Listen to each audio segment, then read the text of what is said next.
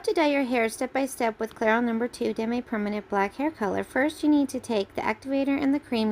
You need to mix it thoroughly, and then you need to apply it to your scalp. Then rinse, and then use the conditioner. And then you should be all good to go.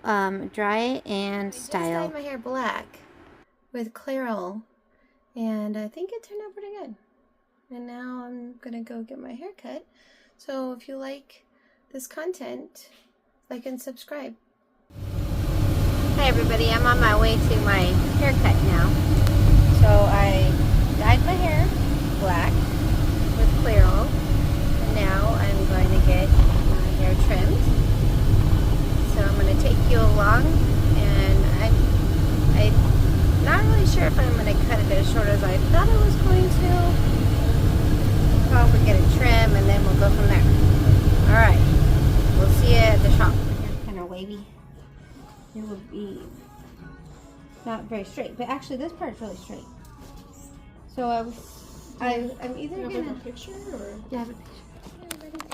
I got my hair trimmed. What do you think? Yeah, let me ask. Let me know in the comments.